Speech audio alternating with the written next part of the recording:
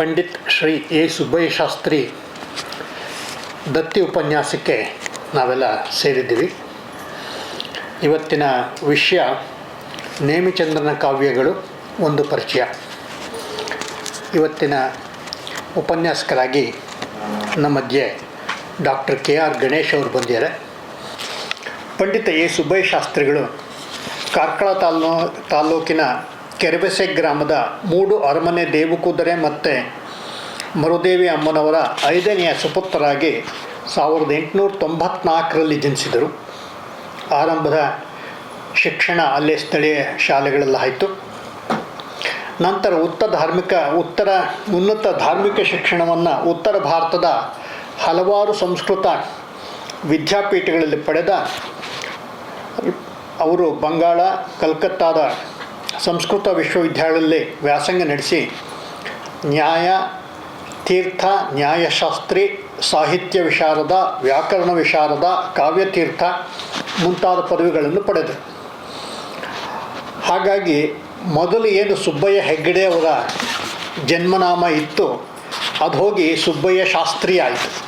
ಅಂದರೆ ಶಾಸ್ತ್ರಿ ಅನ್ನೋದು ಅವರು ಓದಿಗೋಸ್ಕರ ಬಂದಂಥ ಪದವಿ ಅಥವಾ ಹೆಸರು ಅನ್ನೋದು ನಾವು ಗಮನಿಸಬಹುದು. ಕನ್ನಡ, ಸಂಸ್ಕೃತ, ಪ್ರಾಕೃತ, ಅರ್ಧಮಾಗಧಿ, ಹಿಂದಿ, ಇಂಗ್ಲೀಷ್ ಭಾಷೆಗಳು ಅವರಿಗೆ ಕರಗತವಾಗಿದ್ವು.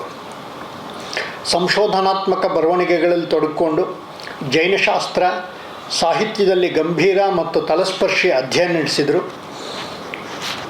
ಸಂಸ್ಕೃತ, ಪ್ರಾಕೃತ ಗ್ರಂಥಗಳ ಸಂಪಾದನೆ ಆಯಿತು. ಕನ್ನಡದಲ್ಲಿ ಅವುಗಳಿಗೆ ಟೀಕೆ, ವ್ಯಾಖ್ಯಾನಗಳನ್ನು ಬರೆದರು. ಗೊಮ್ಮಟ ಸಾರ, ನೇಮಿಚಂದ್ರ ಸಿದ್ಧಾಂತ ಚಕ್ರವರ್ತಿಯ ಪ್ರಾಕೃತ ಗ್ರಂಥ ಅದನ್ನು ಕನ್ನಡಕ್ಕೆ ಅನುವಾದಿಸಿದರು. ರತ್ನನಂದಿಯ ಸಂಸ್ಕೃತ ಭದ್ರಬಾಹು ಚರಿತ್ರೆ, ಸೋಮದೇವ ಸೂರ್ಯ ಸಂಸ್ಕೃತದ ನೀತಿ ಕಾವ್ಯ ವಾಕ್ಯಾಮೃತ, ಸಮಂತಭದ್ರನ್ ರತ್ನ, ಆಮೇಲೆ ಪೂಜ್ಯಪಾದನ ಇಷ್ಟೋಪದೇಶ, ನವರತ್ನ ಪರೀಕ್ಷಾ, 7200 ಶ್ಲೋಕಗಳು, ಷಟ್ ಖಂಡಾಗಮ, ಧವಲ ಟೀಕಾ ಇತ್ಯಾದಿ ಕೃತಿಗಳನ್ನು ಅವರು ಕನ್ನಡಕ್ಕೆ ಅನುವಾದಿಸಿದರು. ಭಾರತದ ಕೇಸರಿ ಲೋಕಮಾನ್ಯ ತಿಲಕ್, ದೀನಬಂಧು CF ಆಂಡರ್ಸನ್ ಈ ಮುಂತಾದ ಜೀವನ ಚರಿತ್ರೆಗಳನ್ನು ಕೂಡ ಅವರು ಬರೆದರು. ಆಸ್ಥಾನ ವಿದ್ವಾಂಸ, ನ್ಯಾಯತೀರ್ಥ, ನ್ಯಾಯ ವಿಶಾರದ ಇತ್ಯಾದಿ ಪ್ರಶಸ್ತಿಗಳಲ್ಲದೆ ರಾಷ್ಟ್ರ ಪ್ರಶಸ್ತಿಯೂ ಇವರಿಗೆ ಸಲ್ಲಿತು. ಜೈನ ತತ್ವಶಾಸ್ತ್ರ ದರ್ಶನದಲ್ಲಿ ಇದ್ದ ಅಗಾಧ ಪಾಂಡಿತ್ಯಕ್ಕಾಗಿ ಇವರಿಗೆ ರಾಷ್ಟ್ರ ಪ್ರಶಸ್ತಿ ಸಿಕ್ತು. ಇಂಥ ಒಬ್ಬ ಬಹುಮುಖ ಪ್ರತಿಭೆಯ ವಿದ್ವಾಂಸರ ಹೆಸರಿನಲ್ಲಿ ಈ ದತ್ತಿ ಇಟ್ಟಿದೆ. ಅದಕ್ಕೆ ಅಂಥದೇ ಇನ್ನೊಬ್ಬ ವಿದ್ವಾಂಸರು ಇವತ್ತಿನ ದಿನ ನಮ್ಮ ಉಪನ್ಯಾಸಕ್ಕೆ ಬಂದಿರುವಂಥದ್ದು ಅತ್ಯಂತ ಸಂತೋಷದ ಮತ್ತು ಹೆಮ್ಮೆಯ ಸಂಗತಿ ಅಂತ ಭಾವಿಸ್ತೇನೆ. ಇವತ್ತಿನ ಉಪನ್ಯಾಸಕಾರರಾಗಿ ಡಾಕ್ಟರ್ KR ಗಣೇಶ್ ಅವರು ಬಂದಿದ್ದಾರೆ. ಡಾಕ್ಟರ್ KR ಗಣೇಶ್ ಅವರು ಪೂರ್ತಿ ಹೆಸರು ಕೈದಾಳ ರಾಮಸ್ವಾಮಿ ಗಣೇಶ್. ಓದಿದ್ದು BSc ಗಣಿತ ಮತ್ತು ಭೌತಶಾಸ್ತ್ರದಲ್ಲಿ, BEd ಮಾಡಿದರು. ಅದಾದ ನಂತರ ಕನ್ನಡದಲ್ಲಿ MA ಆಯಿತು. ಆಂಧ್ರದ ಅನಂತಪುರಂನ ಶ್ರೀ ಕೃಷ್ಣದೇವರಾಯ ಯೂನಿವರ್ಸಿಟಿಯಿಂದ ತಮ್ಮ PhD ಪದವಿಯನ್ನು ಕೂಡ ಅವರು ಗಳಿಸಿದರು. ಕರ್ನಾಟಕ ಸಂಸ್ಕೃತಿ, ವ್ಯಾಕರಣ, ಛಂದಸ್ಸು, ಹಳೆಗನ್ನಡ ಕಾವ್ಯಗಳು, ಶಾಸನಗಳು, ಹಳೆಯ ಚಲನಚಿತ್ರಗಳು ಇವುಗಳು ಅವರ ಆಸಕ್ತಿಯ ವಿಷಯಗಳು. ಇವರು ಆಚಾರ್ಯ ಪಾಠಶಾಲೆಯಲ್ಲಿ ಕನ್ನಡ ಉಪನ್ಯಾಸಕರಾಗಿ ಅನೇಕ ವರ್ಷಗಳ ಕಾಲ ಕೆಲಸ ಮಾಡಿ ನಿವೃತ್ತರಾದರು. ಗೌರವ ಪ್ರಾಧ್ಯಾಪಕರಾಗಿ ಜಯನಗರದ ನ್ಯಾಷನಲ್ ಕಾಲೇಜ್, ವಿದ್ಯಾವರ್ಧಕ ಸಂಘ ಕಾಲೇಜುಗಳಲ್ಲಿ ಕೆಲಸ ಮಾಡಿದರು. ಸ್ನಾತಕೋತ್ತರ ಕೇಂದ್ರಗಳ ಗೌರವ ಪ್ರಾಧ್ಯಾಪಕರಾಗಿ MES ಕಾಲೇಜು, ಶೇಷಾದ್ರಿಪುರಂ ಕಾಲೇಜುಗಳಲ್ಲಿ ಅವರು ಕೆಲಸ ಮಾಡಿದರು. ಅನೇಕ ಗ್ರಂಥಗಳು ಇವತ್ತು ಪ್ರಕಟವಾಗಿದೆ. ಅವುಗಳಲ್ಲಿ ಕೆಲವು ಅಂದರೆ ಆಂಧ್ರ ಪ್ರದೇಶದ ಕನ್ನಡ ಶಾಸನಗಳು ಒಂದು ಅಧ್ಯಯನ, ಆಂಧ್ರ ಪ್ರದೇಶದ ಕನ್ನಡ ಶಾಸನಗಳು ಅದು 2 ಸಂಪುಟಗಳಲ್ಲಿ ಬಂದಿದೆ, ಸರ್ವಜ್ಞನ ವಚನಗಳು, ಕನ್ನಡ ಛಂದಸ್ಸು, ಶಾಸನ ಸರಸ್ವತಿ. ಇವರಿಗೆ ಅನೇಕ ಪ್ರಶಸ್ತಿಗಳು ಸಂದಿವೆ. ಅವುಗಳಲ್ಲಿ ಪ್ರಮುಖವಾದ್ದು ಡಾಕ್ಟರ್ ಬಾರಾ ಗೋಪಾಲ್ ಪ್ರಶಸ್ತಿ ಕರ್ನಾಟಕ ಇತಿಹಾಸ ಅಕಾಡೆಮಿಯಿಂದ. ಹೀಗೆ ಸಾಹಿತ್ಯದಲ್ಲಿ ತಮ್ಮದೇ ಆದಂಥ, ಶಾಸನಶಾಸ್ತ್ರದಲ್ಲಿ ಮತ್ತು ಕನ್ನಡ ಸಾಹಿತ್ಯದಲ್ಲಿ ತಮ್ಮದೇ ಕೊಡುಗೆ ಸಲ್ಲಿಸಿರ್ತಕ್ಕಂಥ ಅತ್ಯಂತ ಅಧ್ಯಾಪಕ ವೃತ್ತಿಯಲ್ಲಿ ಅತ್ಯಂತ ಹೆಚ್ಚು ಹೆಸರು ಮಾಡಿರ್ತಕ್ಕಂಥ ವಿದ್ಯಾರ್ಥಿ ಪ್ರಿಯ ಡಾಕ್ಟರ್ KR ಗಣೇಶ್ ಅವರು ಇವತ್ತು ನಮ್ಮ ಮನವಿಯನ್ನು ಸ್ವೀಕರಿಸಿ ಇವತ್ತಿನ ಉಪನ್ಯಾಸಕ್ಕೆ ಒಪ್ಕೊಂಡ್ಬಂದಿದ್ದಾರೆ. ಅವರಿಗೆ ಮತ್ತೊಮ್ಮೆ ಸ್ವಾಗತ ಬಯಸ್ತಾ ಉಪನ್ಯಾಸವನ್ನು ನಡೆಸ್ಕೊಡ್ಬೇಕು ಅಂಥೇಳಿ ಕೇಳ್ಕೊಳ್ತೀನಿ. ಎಲ್ರಿಗೂ ನಮಸ್ಕಾರ. ಮಿಥಿಕ್ ಸೊಸೈಟಿಯ ಆಡಳಿತ ವರ್ಗದವರು ನನಗೆ ಯಾರ ಬಗ್ಗೆ ಮಾತಾಡ್ತೀರಾ ಅಂತ ಕೇಳಿದ್ರು. ನನಗೆ ತಕ್ಷಣ ನೆನಪಿಗೆ ಬಂದದ್ದು ಪಂಪ. ಅದು ಎಲ್ಲರೂ ಮಾತಾಡ್ತಾರೆ ಪಂಪನ ಬಗ್ಗೆ. ಆದರೆ ಅನೇಕ ಜನ ಕನ್ನಡ ಕವಿಗಳ ಬಗೆಗೆ ಅಧ್ಯಯನ ನಿಂತು ಹೋಗಿದೆ. ಅಂತಹ ಒಬ್ಬ ಕವಿ ನೇಮಿಚಂದ್ರ. ಜೈನ ಧರ್ಮದವರು ಅವ್ರು ನೆನಪು ಮಾಡ್ಕೋಬೋದು, ಆದರೆ ಸಾಹಿತ್ಯದ ದೃಷ್ಟಿಯಿಂದ ನೆನಪು ಮಾಡ್ಕೊಳ್ಳಲ್ಲ ಅವರು. ಅಂತಹ ನೇಮಿಚಂದ್ರ ಕವಿಯ ಕೃತಿಗಳ ಒಂದು ಸಾಮಾನ್ಯ ಪರಿಚಯವನ್ನು ಮಾಡ್ಕೊಳ್ಳೋಣ ಅಂತ ಅನ್ನಿಸ್ತು. ಅದರಿಂದ ಆ ವಿಷಯವನ್ನೇ ಆರಿಸ್ಕೊಂಡಿದ್ದೇನೆ. ಕ್ರಿಸ್ತಶಕ 12-13ನೇ ಶತಮಾನಗಳಲ್ಲಿ ಕರ್ನಾಟಕದ ರಾಜಕೀಯ ಧಾರ್ಮಿಕ ಸ್ಥಿತಿಗತಿಗಳಲ್ಲಿ ವ್ಯತ್ಯಾಸ ಆಯಿತು. ಕಲ್ಯಾಣದ ಚಾಲುಕ್ಯರು, ದ್ವಾರಸಮುದ್ರದ ಹೊಯ್ಸಳರು, ದೇವಗಿರಿಯ ಯಾದವರು ಅಥವಾ ಸೇವಣರು ಇವರ ಆಳ್ವಿಕೆಯ ಕಾಲದಲ್ಲಿ ತಮಿಳುನಾಡಿನ ಚೋಳರೊಡನೆ ಘರ್ಷಣೆ ನಡೀತಲೇ ಇತ್ತು. ಕಲ್ಯಾಣದ ಚಾಲುಕ್ಯರನ್ನು ಕೆಲವು ಕಾಲ ಬದಿಗೊತ್ತಿ ಕಳಚೂರಿ ವಂಶದವರು ಸ್ವಲ್ಪ ಕಾಲ ರಾಜ್ಯ ಆಳಿದರು. ಹೊಯ್ಸಳರು, ಯಾದವರು ಪರಸ್ಪರ ವೈರಿಗಳಾಗಿ ಯುದ್ಧ ನಡೆಸ್ತಾ ಇದ್ದರು. ಕಲ್ಯಾಣದ ಚಾಲುಕ್ಯರ ಸಾಮಂತರಾಗಿದ್ದರು ಅವರಿಬ್ಬರು ಚಾಲುಕ್ಯ ಸಾಮ್ರಾಜ್ಯವನ್ನು ಅಸ್ಥಿರ ಮಾಡಿ ಅವರನ್ನು ಅಧಿಕಾರದಿಂದ ಕೆಳಗಿಳಿಸಿ ತಾವು ಚಕ್ರವರ್ತಿಗಳಾದರು. ಇದು ಇತಿಹಾಸದ ವಿಷಯ. ಜೈನ ಧರ್ಮಕ್ಕೆ ಮೊದಮೊದಲು ಪ್ರೋತ್ಸಾಹ ಇದ್ದರೂ ಕಾಳಾಮುಖ ಪಾಶುಪತ ಶೈವರ ಪ್ರಾಬಲ್ಯದಿಂದ ಅದು ಕಡಿಮೆ ಆಗ್ತಾ ಬಂತು. ಜೊತೆಗೆ ತಮಿಳುನಾಡಿನ ಶ್ರೀ ರಾಮಾನುಜಾಚಾರ್ಯರ ಪ್ರಭಾವದ ಕಾರಣದಿಂದ ಶ್ರೀ ವೈಷ್ಣವ ಧರ್ಮ ಬೇರೆ ಕರ್ನಾಟಕದಲ್ಲಿ ಸೇರಿಕೊಂಡು ಜೈನರ ಅಸ್ತಿತ್ವ ಅಲ್ಲಾಡತೊಡಗಿತು. ಅದಕ್ಕೆ ಪ್ರೊಫೆಸರ್ ಎನ್ ಅನಂತರಂಗಾಚಾರ್ಯ ಹೀಗೆ ಹೇಳ್ತಾರೆ: ಇವೆಲ್ಲದರ ಪ್ರಭಾವ ಆ ಕಾಲದ ಸಾಹಿತ್ಯದ ಮೇಲೆ ಪರಿಣಾಮ ಬೀರದಿರಲಿಲ್ಲ. ಸಾಹಿತ್ಯ ರಚನೆಯ ಪ್ರಮಾಣ ಕಡಿಮೆಯಾಗದಿದ್ದರೂ ಕಾವ್ಯದೃಷ್ಟಿಯ ಉದ್ದೇಶ ಆಕಾರ ವ್ಯತ್ಯಾಸವಾಯಿತು. ಹೊಸ ಹೊಸ ಪಂಥದವರು ತಮ್ಮ ಧರ್ಮವನ್ನು ಸಾಮಾನ್ಯ ಜನಗಳಲ್ಲಿ ಪ್ರಚಾರ ಮಾಡುವುದಕ್ಕಾಗಿ ಭಾಷೆಯ ಬಿಗಿಯನ್ನು ಕಡಿಮೆ ಮಾಡಿ ಅವರಿಗೆ ತಿಳಿಯುವ ಸರಳ ಭಾಷೆಯಲ್ಲಿ ಹೊಸ ಸಾಹಿತ್ಯ ರೂಪಗಳನ್ನು ಕಲ್ಪಿಸಿಕೊಂಡು ಕೃತಿಗಳನ್ನು ರಚಿಸಲು ಮೊದಲು ಮಾಡಿದರು. ಸ್ವಧರ್ಮದ ಶ್ರೇಷ್ಠತ್ವವನ್ನು ಸಿದ್ಧಾಂತಗೊಳಿಸುವ ಕೋಲಾಹಲದಲ್ಲಿ ಅನ್ಯಧರ್ಮದ ಅವಹೇಳನವು ಪರಮಾವಧಿಯನ್ನು ಮುಟ್ಟಿತು. ಈ ಕಾಲದ ಜೈನ ಕವಿಗಳು ಈ ತತ್ವಕ್ಕೆ ಅಪವಾದವೇನೂ ಅಲ್ಲ. ಅವರಿಗೆ ಮೊದಲಿದ್ದ ಧರ್ಮದ ಕಾವು ಕಡಿಮೆಯಾಯಿತು. ಪ್ರತಿಭೆಗೆ ಬದಲಾಗಿ ಪಾಂಡಿತ್ಯವು ಪ್ರಾಧಾನ್ಯವನ್ನು ಪಡೆಯಿತು. ಅವರು ಹಳೆಯ ಚಂಪು ಶೈಲಿಯನ್ನು ತಕ್ಷಣ ಬಿಡಲು ಸಾಧ್ಯವಾಗಲಿಲ್ಲ. ತಮ್ಮ ಮತದ ವೈಶಿಷ್ಟ್ಯಗಳನ್ನು ಸ್ಥಾಪಿಸುವುದಕ್ಕಾಗಿ ಅವರು ಪರಮತವನ್ನು ಅವಹೇಳನ ಮಾಡುವ ಅನೇಕ ಗ್ರಂಥಗಳನ್ನು ಬರೆಯತೊಡಗಿದರು. ಇದು ಅನಂತರಂಗಾಚಾರ್ಯರ ಮಾತು. ಲೌಕಿಕ ಗ್ರಂಥಗಳ ಧ್ಯೇಯ ಸಾಧನೆಗಳಲ್ಲಿಯೂ ದೃಷ್ಟಿ ಬದಲಾಯಿತು. ಕವಿಗಳಂತೂ ತಮ್ಮ ಕಲಿತನಕ್ಕೆ ಪ್ರಾಶಸ್ತ್ಯವನ್ನು ಕೊಡಲಿಲ್ಲ. ತಮ್ಮ ಕಾವ್ಯ ದೃಷ್ಟಿಗೂ ಪ್ರಾಶಸ್ತ್ಯವನ್ನು ಕೊಡಲಿಲ್ಲ. ಅವರು ಸ್ವಾಭಾವಿಕವಾಗಿಯೇ ಕವಿಗಳು, ರಾಜರು ಶೃಂಗಾರದ ಕಡೆ ತಮ್ಮ ಒಲವನ್ನು ತೋರಿದರು. ಅದಕ್ಕೆ ತಕ್ಕಂತೆ ಕಾವ್ಯಗಳು ರಚಿತವಾದವು. ಜನ್ನಕವಿಯ ಯಶೋಧರ ಚರಿತೆ, ಅನಂತನಾಥ ಪುರಾಣ, ವೃತ್ತವಿಲಾಸ ಕವಿಯ ಧರ್ಮ ಪರೀಕ್ಷೆ, ಬ್ರಹ್ಮಶಿವನ ಸಮಯ ಪರೀಕ್ಷೆ, ಅಗ್ಗಳ ಕವಿಯ ಚಂದ್ರಪ್ರಭು ಪುರಾಣ, ಅಚಣ್ಣ ಕವಿಯ ವರ್ಧಮಾನ ಪುರಾಣ, ಬಂಧುವರ್ಮನ ಹರಿವಂಶಾಭ್ಯುದಯ ಮತ್ತು ಜೀವ ಸಂಬೋಧನೆ, ಪಾರ್ಶ್ವಪಂಡಿತನ ಪಾರ್ಶ್ವನಾಥ ಪುರಾಣ, ಆಂಡೆಯನ ಕಬ್ಬಿಗರಗಾವ, ಮಹಾಬಲನ ನೇಮಿನಾಥ ಪುರಾಣ ಇವು ಈ ಕಾಲದ ಜೈನ ಕವಿಗಳು ಮತ್ತು ಅವರ ಕೃತಿಗಳು. ನೇಮಿಚಂದ್ರ ಈ ಯುಗದ ಪ್ರತಿನಿಧಿ. ಪ್ರಾಚೀನ ಕಾಲದಿಂದ ಬಂದ ಜೈನ ಕವಿಗಳ ಸಂಪ್ರದಾಯಕ್ಕೆ ಅನುಗುಣವಾಗಿ ಒಂದು ಧಾರ್ಮಿಕ ಗ್ರಂಥವನ್ನು, ಒಂದು ಲೌಕಿಕ ಗ್ರಂಥವನ್ನು ಬರೆದಿದ್ದಾನೆ. ಅವುಗಳಲ್ಲಿ ನೇಮಿನಾಥ ಪುರಾಣ ಅಥವಾ ಅರ್ಧನೇಮಿ ಪುರಾಣ ಎಂಬುದು ಒಂದು ಧಾರ್ಮಿಕ ಗ್ರಂಥ, ಲೀಲಾವತಿ ಪ್ರಬಂಧ ಒಂದು ಲೌಕಿಕ ಗ್ರಂಥ. ಪ್ರೊಫೆಸರ್ KG ಕುಂದಣಗಾರರು ಲೀಲಾವತಿ ಗ್ರಂಥದ 9 ಮತ್ತು 10ನೇ ಆಶ್ವಾಸಗಳನ್ನು ಮೊದಲು ಪ್ರಕಟಿಸಿದರು. ಅನಂತರ ಇದು MA ರಾಮಾನುಜ ಅಯ್ಯಂಗಾರ್ ಅವರಿಂದ 1914ರಲ್ಲಿ 3 ಹಸ್ತಪ್ರತಿಗಳ ಸಹಾಯದಿಂದ ಸಂಪಾದಿತವಾಗಿ ಪ್ರಕಟವಾಯಿತು. 1961ರಲ್ಲಿ ಮತ್ತೆ ಈ ಕೃತಿಯನ್ನು BS ಸಣ್ಣಯ್ಯನವರು ಸಂಪಾದಿಸಿದರು.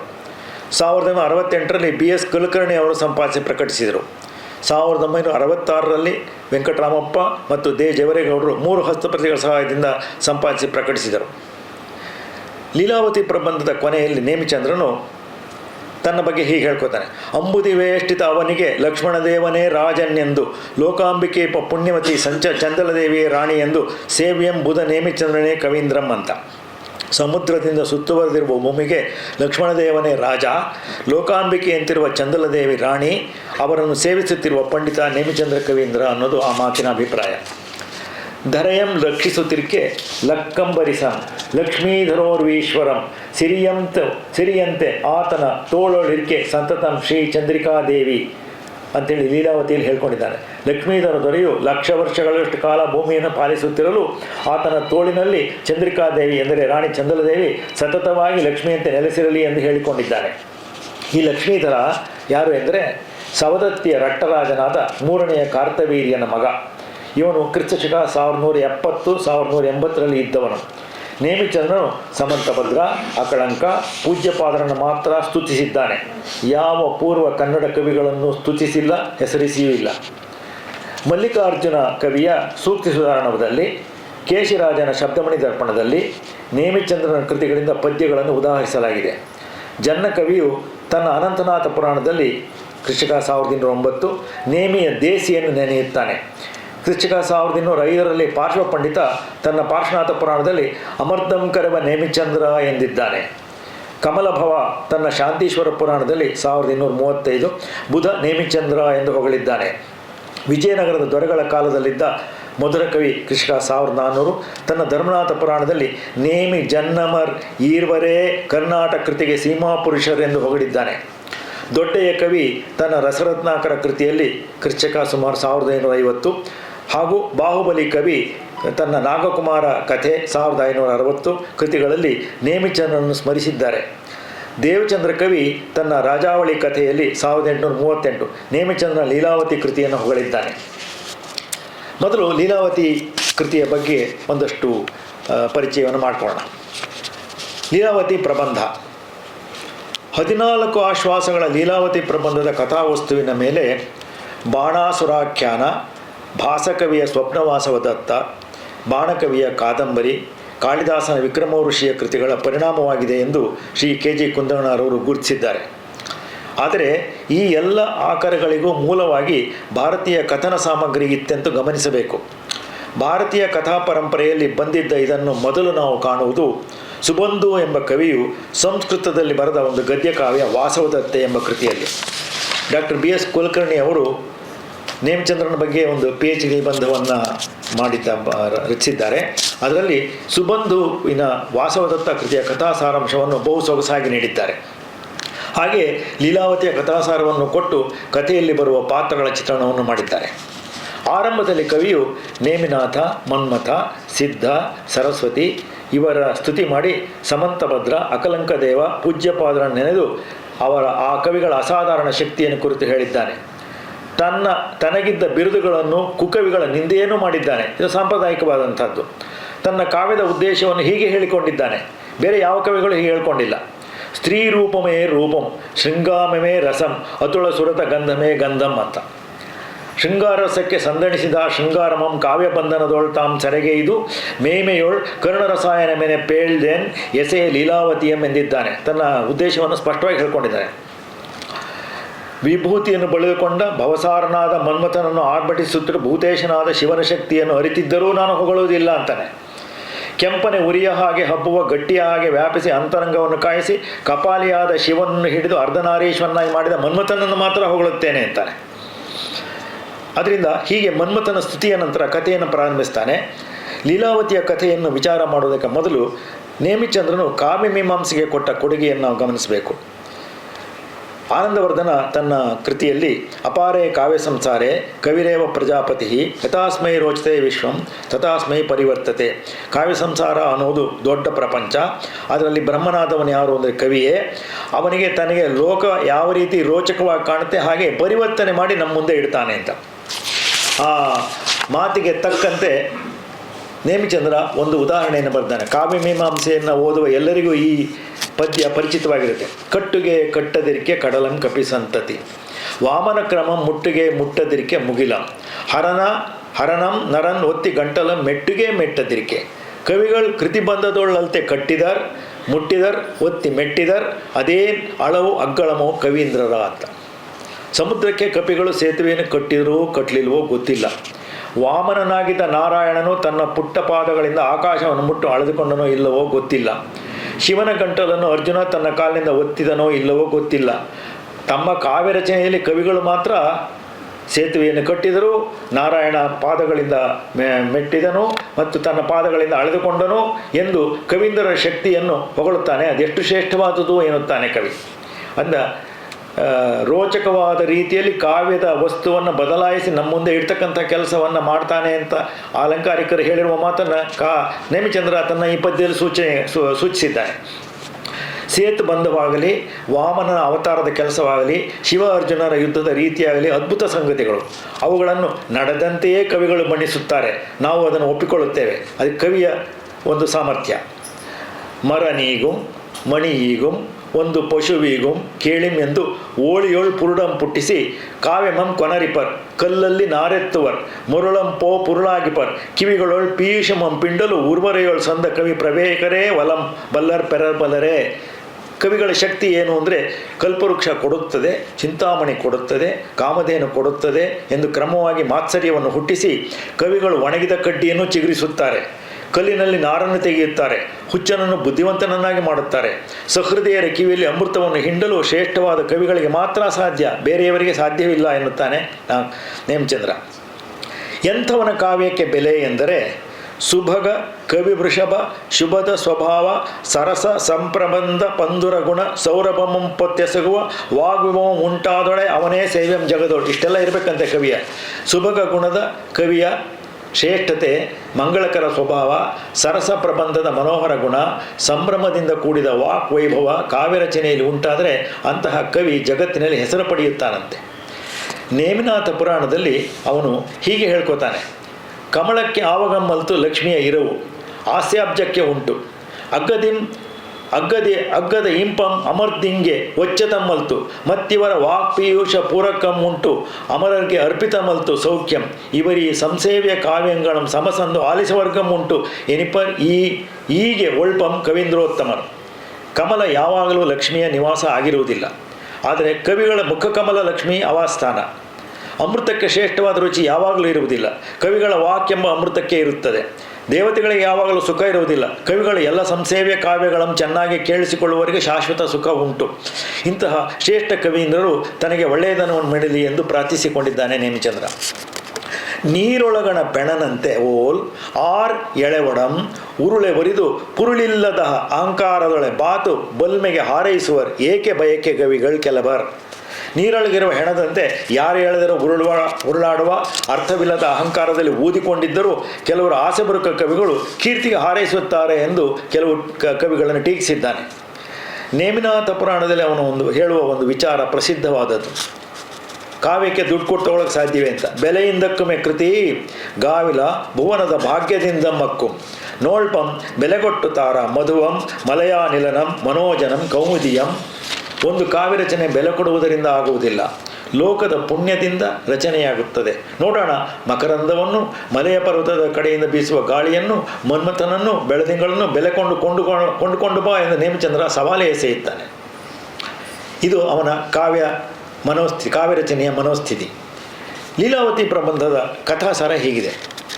ಆ ಕಥೆಯನ್ನು ಓದುವವರಿಗೆ ಮಾತ್ರ ಗೊತ್ತಾಗುತ್ತೆ ಹೊರತು ಕೇಳಿದ್ರೆ ಅನೇಕ ಸಾರಿ ನಿಮಗೆ ಕಥೆಯೊಳಗೊಂದು ಸೇರ್ಕೊಂಡ್ಬಿಟ್ಟು ಸ್ವಲ್ಪ ಇಕ್ಕಟ್ಟಿಗೆ ಗುರಿ ಮಾಡುತ್ತೆ ನಮಗೆ. ಆದರೂ ನಾನು ಆದಷ್ಟು ಸರಳವಾಗಿ ಅದರ ಬಗ್ಗೆ ನಿರೂಪಣೆ ಮಾಡ್ತೇನೆ. ಜಯಂತಿಪುರದ ದೊರೆ ಚೂಡಾಮಣಿ, ಅವನ ರಾಣಿ ಪದ್ಮಾವತಿ, ಅವರಿಗೆ ರೂಪವಂತನಾದ ಮಗ ಕಂದರ್ಪದೇವ. ಅವನ ಯುವರಾಜ ಪದವಿಯನ್ನು ಪಡೆದು ಒಂದು ದಿನ ತನ್ನ ಸಖ ಮಕರಂದೊಡನೆ ಅರಮನೆಯಿಂದ ಹೊರಟು ವೇಶ್ಯಾವಾಟಿಕೆಗೆ ಬಂದು ಅಲ್ಲಿನ ವೃತ್ತಿಯನ್ನು ನೋಡಿಯೂ ನಿರ್ವಿಕಾರದಿಂದ ಹಿಂತಿರುಗುತ್ತಾನೆ. ಆ ರಾತ್ರಿ ಕನಸಿನೊಳ್ ಆಧರಿಸಿ 16 ವರ್ಷದ ಹರೆಯದ ಕನ್ನಿಕೆಯನ್ನು ನೋಡುತ್ತಾನೆ. ಆ ಕಾಂತೆ ಅವನಿಗೆ ತುಂಬ ಸುಂದರವಾಗಿ ಕಂಡು ತಕ್ಷಣ ಮರೆಯಾಗುತ್ತಾಳೆ. ಅವನಿಗೆ ಆಕೆಯದೇ ಚಿಂತೆಯಾಯಿತು. ಗೆಳೆಯ ಮಕರಂದನು ಎಷ್ಟು ಸಮಾಧಾನ ಮಾಡಿದರೂ ಕಂದರ್ಪನ ವಿರಹ ದೂರವಾಗಲಿಲ್ಲ. ಒಂದು ಬಾರಿ ಮಾಯಾಭುಜಂಗನೆಂಬ ಇಂದ್ರಜಾಲಿಕ ತನ್ನ ಜೋಗಿಣಿಯ ಸಹಾಯದಿಂದ ಸುಂದರಿಯಾದ ಕಂದರ್ಪದೇವನಿಗೆ ಅವನು ಕನಸಿನಲ್ಲಿ ಕಂಡ ಹೆಣ್ಣನ್ನೇ ತನ್ನ ಮಾಯೆಯ ಮೂಲಕ ತೋರಿಸಿ ಮಾಯವಾಗಿ ಹೊರಟು ಹೋಗುತ್ತಾನೆ. ಕಂದರ್ಪದೇವನು ತನ್ನ ಕನಸಿನ ಕನ್ನೆಯನ್ನು ಹುಡುಕೊಂಡು ಗೆಳೆಯನನ್ನು ಕರೆದುಕೊಂಡು ಊರು ಬಿಟ್ಟು ಹೊರಟೇ ಬಿಡುತ್ತಾನೆ. ಇದು ಪ್ರಾರಂಭದ ಕಥೆ. ದಾರಿಯಲ್ಲಿ ಹಂದಿ ಬೇಟೆಯನ್ನು ನೋಡುತ್ತಾ ವಿದ್ಯಾಚಳಕ್ಕೆ ಬಂದು ಒಂದು ಮಾವಿನ ಮರದ ಕೆಳಗೆ ಕುಳಿತುಕೊಂಡ. ಆಗ ಮರದ ಮೇಲಿದ್ದ ವಸಂತ ದೋಹಳೆ ಎಂಬ ಹೆಣ್ಣು ಗಿಳಿ ತನ್ನ ಪ್ರಿಯನಾದ ಚ್ಯೂತಪ್ರಿಯನೆಂಬ ಗಿಳಿಯು ಗೂಡಿಗೆ ಬರಲು ತಡಮಾಡಿದ್ದಕ್ಕಾಗಿ ಕೋಪಗೊಂಡಿತ್ತು. ಅದು ಅಳುವ ರೀತಿ ಮಾನವ ಸಹಜವಾಗಿತ್ತು. ಅದು ಹೀಗೆ ಅಳ್ತಾ ಇತ್ತಂತೆ. ಹದ್ದು ಕೊಂದು ಹಾಕಿತೋ, ಬೇಡರು ಹಾಕಿದ್ದ ಬಲೆ ಸಿಕ್ಕಿಕೊಂಡಿತೋ, ರೆಕ್ಕೆ ಮುರಿದು ಹೋಯಿತೋ, ಅಥವಾ ಜೊತೆಯ ದೇಹದ ಸುಖವನ್ನು ಪಡೆಯುವ ಕೆಲಸ ಅನ್ಯ ಹೆಣ್ಣುಗಿಳಿಗಳು ಹಿಡಿದಿಟ್ಟುಕೊಂಡಿತೋ ಅಂತ ಮಾತ್ಸರ್ಯ ಬಂದ್ಬಿಡ್ತದೆ ಅದಕ್ಕೆ. ಅಷ್ಟರಲ್ಲೇ ಅಲ್ಲಿಗೆ ಬಂದ ಗಂಡುಗಿಳಿ ತಾನು ತಡವಾಗಿ ಬಂದದ್ದಕ್ಕೆ ಕಾರಣವನ್ನು ಹೇಳಿತು. ತನ್ನ ಒಡತಿಯಾದ ಅತಿ ಲಲಿತಾಕಾರವಾದ ವಾಸವದತ್ತೆಗೆ ಮನ್ಮಥನ ಕಾರಣದಿಂದ ದುಃಖವಾಯಿತು. ಆದ್ದರಿಂದ ಹೊರಡಲು ಸಾಧ್ಯವಾಗದೆ ತಡಮಾಡದೆ ಎಂದಿತು. ವಸಂತ ದೋಹಳೆಯು ಆ ವಾಸವದತ್ತೆ ಯಾರು, ಅವಳಿಗೆ ಏಕೆ ದುಃಖವಾಯಿತು, ವಿಸ್ತಾರವಾಗಿ ಹೇಳು ಎಂದಾಗ ಅದು ಕತೆ ಹೇಳಲು ಪ್ರಾರಂಭಿಸಿತು. ಇನ್ನೊಂದು ಕತೆ ಒಳಗಡೆಗೆ. ಕುಸುಮಪುರದ ದೊರೆ ಶೃಂಗಾರಶೇಖರ, ಅವನ ಹೆಂಡತಿ ವಿಭ್ರಮಲೇಖೆ ಬಹುಕಾಲ ಮಕ್ಕಳಿಲ್ಲದಾಗ ಪದ್ಮಾವತಿ ಯಕ್ಷಿಯನ್ನು ಅವರು ಪ್ರಾರ್ಥಿಸಿದರು. ಅವರು ಲತೆಯಂ ನಂದನ ಭೂಮಿ ದೀಪಿಕೆಯನ್ ಅಗ್ನಿಜ್ವಾಲೆ ರತ್ನಾಕರ ಕ್ಷಿತಿ ಮಾಣಿಕ್ಯ ಶಲಾಕೆಂ ಪೃಥ್ವಿ ಕಾವ್ಯಪ್ರೋಡಿಯಂ ವೀಣೆ ಸಮೃತಿಯಂ ಪದ್ಮಿನಿಯಂ ಮಹಾಸರಸಿ ಕಂದರ್ಪಾಗ್ನಿಯಂ ಕಾಮದೇವತೆ ಪೆಂಪಿ ಪಡೆದಂತೆ ಕಾಂತೆ ಪಡೆದಳು ಲೀಲಾವತಿ ದೇವಿಯನ್ನು ಆಕೆ ಮಗಳಾಗಿ ಪಡೆದಳು ಅಂತ. ಅವಳು ಯೌವನವನ್ನು ಪಡೆದ ಮೇಲೆ ತಂದೆಯು ಏರ್ಪಡಿಸಿದ ಸ್ವಯಂವರದಲ್ಲಿ ಲೀಲಾವತಿ ಯಾರನ್ನೂ ಒಪ್ಪಲಿಲ್ಲ. ಆಕೆ ಒಂದು ಕನಸಿನಲ್ಲಿ ಸುಂದರ ತರುಣನನ್ನು ಕಂಡಳು. ಅಂದಿನಿಂದ ಅವಳಿಗೆ ಈ ರೀತಿಯಾಗಿತ್ತಂತೆ: ಇಶುಪ್ರಾಯಂ ಗೇಯಂ ಮುಷಿತಕಿರಣಂ ಶೀತಕಿರಣಂ ವಿಷಾಹಾರಂ ಹಾರಂ ಹೃದಯದಹನಂ ಗಂಧವಹನಂ ವಿಷಜಾತಂ ಚೂತಂ ಪರಿಭವನಮಾಯಿತು ಅಂಬುಜವನಂ ವಿಷಾದಾಯಂ ಕಾಯಂ ಧ್ವನಿತೆಗೆ ಅವನಿಂ ಚಿತ್ತಭವನಿಂ. ಪದ್ಮಾವತಿಗೆ ಮನ್ಮಥನ ಕಾರಣದಿಂದ ಸಂಗೀತವು ಬಾಣದಂತೆ ಚುಚ್ಚುತ್ತಾ ಇತ್ತಂತೆ. ಚಂದ್ರನು ಕಿರಣ ಇಲ್ಲದವನಂತಾಗಿದ್ದ. ಹಾರವು ವಿಷದ ಆಹಾರವಾಗಿತ್ತು. ಗಂಧದ ಹಾಳೆ ಹೃದಯವನ್ನು ಸುಡುತ್ತಿತ್ತು. ಮಾವಿನ ಮರವು ಶತ್ರುವಾಗಿತ್ತು. ಕಮಲ ಸರೋವರ ದುಃಖಕ್ಕೆ ಕಾರಣವಾಯಿತು. ದೇಹವೆಲ್ಲ ವಿಷಪೂರಿತವಾಗಿತ್ತು. ಅವಳನ್ನು ಸಮಾಧಾನ ಮಾಡುವುದಕ್ಕೆಂದು ಬಂದ ಸಖಿ ಕಳಾವತಿಯು ಲೀಲಾವತಿಯ ಕೈಯಲ್ಲಿ ಆಕೆಯ ಪ್ರಿಯನ ಚಿತ್ರವನ್ನು ಬರೆಸಿದಳು. ಆ ಪುರುಷನ ರೂಪ ಹೀಗಿತ್ತು: ಶಶಿಯಂ ರೋಡಾಡುತ್ತಿರ್ಕುಂ ಇತ್ಯಾದಿ ಚಿತ್ರದೊಳು ಅಮ್ಮವನ ರೂಪಾದುದು ಆದ ಚಿತ್ರಂ ಅಂತ ಅದರ ಗದ್ಯಾನುವಾದ ಹೀಗಿದೆ. ಆ ಚಿತ್ರದಲ್ಲಿದ್ದ ವ್ಯಕ್ತಿಯ ಮುಖ ಚಂದ್ರನನ್ನು ಹಾಸ್ಯ ಮಾಡುವಂತಿತ್ತು. ವಿಸ್ತಾರವಾದ ಭುಜದ ತೋಳುಗಳು ಮಂಡಿಯನ್ನು ತಲುಪುತ್ತಿತ್ತು. ಹಲ್ಲುಗಳು ದಾಳಿಂಬೆಯ ಬೀಜಗಳನ್ನು ಹೀಯಾಳಿಸುತ್ತಿದ್ದವು. ವಿಶಾಲವಾದ ಕಣ್ಣುಗಳು ವಿಸ್ತಾರವಾದ ಕಮಲದ ಸೌಂದರ್ಯವನ್ನು ಪಡೆದಿದ್ದವು. ದೇಹವು ಅರಳಿದ ಕನ್ನೈದಿಲೆಯ ಶ್ಯಾಮಲ ಬಣ್ಣವನ್ನು ಪಡೆದಿತ್ತು. ಹರೆಯ 16 ವರ್ಷ ಎನ್ನುವಂತಿತ್ತು. ಹೀಗೆ ಕಂದರ್ಪ ದೇವನ ದೇಹ ಮಹಾ ಸುಂದರವಾಗಿತ್ತು. ಅದನ್ನು ನೋಡುತ್ತಾ ವಿರಹ ಕಾತರೆಯಾಗಿದ್ದ ಲೀಲಾವತಿಯನ್ನು ಶುಶ್ರೂಷೆ ಮಾಡುತ್ತಿದ್ದರಿಂದ ಹೊತ್ತಾಯಿತು ಎಂದು ಹೇಳುತ್ತಾ ಚ್ಯೂತಪ್ರಿಯ ಗಿಳಿಯು ನಿದ್ದೆ ಮಾಡಿತು. ಇದು ನಿನ್ನವಳದೇ ಕಥೆ ಎಂದು ಮಕರಂದ ಕಂದರ್ಪ ದೇವನಿಗೆ ಹೇಳಿದನು. ಇದು ಕೇಳಿಸ್ಕೊಂಡ ಅವರು ಮಾರನೇ ದಿನ ಪ್ರಯಾಣ ಮಾಡಿ ವಿಂಧ್ಯಾಚಲ ಪರ್ವತವನ್ನು ತಲುಪಿ ಇಂದ್ರಕೂಟ ಎಂಬಲ್ಲಿಗೆ ಬಂದರು. ದೇವಗಿರಿಗೆ ಬಂದು ಅಲ್ಲಿದ್ದ ವಿದ್ಯುಲ್ಲೇಖೆ ಚಂದ್ರಲೇಖೆರೆಂಬ ವಿದ್ಯಾಧರೆಯರಿಂದ ಸನ್ಮಾನಿತರಾದರು. ದೇವಗಿರಿಯಲ್ಲಿ ಚಕ್ರೇಶ್ವರಿಯನ್ನು ಆರಾಧಿಸಿ ಕಂದರ್ಪ ದೇವನು ಪಡೆದಂ ಸಿದ್ಧರಸದ ಪೊಂಗೊಡಮನ್ ಆಗಾಮಿ ಕಾಲ ಮೂರ್ತಿಗೆ ಮಣಿಗನ್ನಡಿಯನ್ನೇ ತೋರ್ಪ ಅಕ್ಕರ ಎಡೆ ಹುಡುಗದ ಕಾಳಾವಲಕಿನಿ ಪಳಕಮಂ. ಒಂದು ಕನ್ನಡಿ ಥರದ ಒಂದು ವಸ್ತುವನ್ನು ಅವನು ಪಡ್ಕೊಂಡ. ಅದರಲ್ಲಿ ಯಾರು ನೋಡಿದ್ರೂ ತಮಗೆ ಬೇಕಾದ ರೂಪವನ್ನು ಕಾಣಬಹುದಾಗಿತ್ತಂತ. ಆ ಥರದ ಒಂದು ವಸ್ತು ಕನ್ನಡಿಯದು ರತ್ನದ ಕನ್ನಡಿಯ ಥರ ಇದ್ದಂಥದ್ದು. ಅದು ಕಾಳಾವಲೋಕಿನಿ ಫಲಕ ಅಂತ ಕರೀತಾನೆ ಅದಕ್ಕೆ. ಅವರು ದೇವಗಿರಿಯಲ್ಲೇ ಕೆಲವು ಕಾಲ ಇದ್ದರು. ವಸಂತ ಕಾಲ ಪ್ರಾರಂಭವಾದಾಗ ಕಂದರ್ಪ ದೇವನಿಗೆ ಮತ್ತೆ ವಿರಹ ತಾಪ ಹೆಚ್ಚಾಯಿತು. ಈ ಕಡೆ ಲೀಲಾವತಿಯ ವಿರಹ ತಾಪವು ಹೆಚ್ಚಾಯಿತು. ಗೆಳತಿಯರ ಸಲಹೆಯಂತೆ ಅವಳು ಕುಸುಮಪುರದ ಹೊರವಳೆಯಲ್ಲಿದ್ದ ಪದ್ಮಾವತಿ ದೇವಿಯನ್ನು ತ್ರಿಕರಣಪೂರ್ವಕವಾಗಿ ಪೂಜಿಸಿದಳು. ದೇವತೆಯು ಕನಸಿನಲ್ಲಿ ಪ್ರತ್ಯಕ್ಷಳಾಗಿ, ಇವತ್ತಿನ ರಾತ್ರಿ ನಿನ್ನ ಪ್ರಯಾಕರ ಬರ್ತಾನೆ, ಇಂದಿರುಳು ನಿನ್ನೆಯಂ ಬಂದಪ್ಪನ್, ನಿನ್ನ ಕನ್ಯೆ ಮಾಡಿದವಳು ಒಪ್ಪಂಗೈದು ಅಪರಾಂಗಡವಳು ಕೈಗೈದು, ನಿನ್ನ ಅಂತಃಪುರದ ಶೃಂಗಾರ ಮಾಡ್ಕೊಂಡು ಕಾಯ್ಕೊಂಡಿರು ಅಂತಂದವಳು. ಅದರಂತೆ ಅವಳು ತನ್ನ ಅಂತಃಪುರಕ್ಕೆ ಹೋಗಿ ಅಲಂಕರಿಸಿಕೊಂಡು ಕಾದಿದ್ದಳು. ವಿರಹ ತಾಪದಿಂದ ಮೂರ್ಛೆ ಹೋಗಿದ್ದ ಕಂದರ್ಪ ದೇವನನ್ನು ಎಚ್ಚರಿಸಲು ಮಕರಂದನು ಕಮಲದಳಗಳನ್ನು ತರಲು ಹೋಗಿದ್ದ. ನಂದೀಶ್ವರನ ಪೂಜೆಗಾಗಿ ಬಸದಿಗೆ ಹೋಗುತ್ತಿದ್ದ ಚಂದ್ರಲೇಖೆ ವಿದ್ಯುಲ್ಲೇಖಿಯರು ಒಂಟಿಯಾಗಿ ಮೂರ್ಛೆ ಹೋಗಿದ್ದ ಕಂದರ್ಪನನ್ನು ಕರುಣಿಸಿ ಪರ್ಣಲಘು ವಿದ್ಯೆಯಿಂದ, ಇದನ್ನು ಮಾಯವಾಗಿ ಎತ್ಕೊಂಡು ಹೋಗುವ ಒಂದು ವಿದ್ಯೆ, ಎತ್ಕೊಂಡು ಹೋಗಿ ಲೀಲಾವತಿಯ ಹಾಸಿಗೆಯ ಮೇಲೆ ಮಲಗಿಸಿದರು. ಲೀಲಾವತಿಯ ದೇಹ ಸ್ಪರ್ಶದಿಂದ ಕಂದರ್ಪನಿಗೆ ಎಚ್ಚರವಾಯಿತು. ಒಬ್ಬರು ಮತ್ತೊಬ್ಬರ ಮುತ್ತಿನ ಹಾರ ಹೂವಿನ ಹಾರಗಳನ್ನು ಬದಲಾಯಿಸಿಕೊಂಡರಂತೆ. ಈ ಸುಖ ವಿಪರೀತವಾದಾಗ ಮೂರ್ಛೆ ಹೋದರು. ಹಿಂತಿರುಗಿ ಹೋಗುತ್ತಿದ್ದ ವಿದ್ಯಾಧರಿಯರು ಕಂದರ್ಪ ದೇವನನ್ನು ಮತ್ತೆ ಎತ್ತಿಕೊಂಡು ಹೋಗಿ ಮೊದಲಿದ್ದಲ್ಲೇ ಮಲಗಿಸಿ ಹೋದರು. ಎಚ್ಚೆತ್ತ ಮೇಲೆ ವಿರಹ ಹೆಚ್ಚಾದ. ಬದಲಾಯಿಸಿಕೊಂಡಿದ್ದ ಹಾರದಿಂದ ತಾವು ಕಂಡಿದ್ದು ಕನಸಲ್ಲವೆಂದು ಅರ್ಥವಾಯಿತು ಅವರಿಬ್ಬರಿಗೂ. ಪದ್ಮಾವತಿ ಯಕ್ಷಿಯ ಸೂಚನೆಯಂತೆ ಕಂದರ್ಪ ದೇವನು ಕುಸುಮಪುರದ ಉದ್ಯಾನಕ್ಕೆ ಬಂದನು. ಲೀಲಾವತಿಯು ಅಲ್ಲಿಗೆ ಬಂದು ಸೇರಿದಳು. ಅವರಿಬ್ಬರ ಗಾಂಧರ್ವ ವಿವಾಹವಾಯಿತು. ಅಲ್ಲಿಗೆ ಕಥೆ ಮುಗಿಯಲ್ಲ, ಇನ್ನೂ ವಿಚಿತ್ರವಾಗುತ್ತೆ. ಹೀಗೆ ಕಾಲ ಕಳೆಯುತ್ತಿರುವಾಗ ಒಂದು ದಿನ ಮಕರಂದನು ಕಂದರ್ಪನಿಗೆ ಚಕ್ರೇಶ್ವರಿಯಿಂದ ವರವಾಗಿ ಪಡೆದಿದ್ದ ಕಾಳಾವಲೋಕಿನಿ ಫಲಕವನ್ನು ತಂದುಕೊಟ್ಟನು. ಅದರಲ್ಲಿ ಲೀಲಾವತಿಯ ಚಿತ್ರವೇ ಇತ್ತು. ಅದನ್ನು ಅವನು ತನ್ನ ಪಕ್ಕದಲ್ಲಿ ಲೀಲಾವತಿಗೆ ತೋರಿಸಿದ ಗೆಳೆಯನಿಗೆ ಹಿಂತಿರುಗಿಸಿದನು.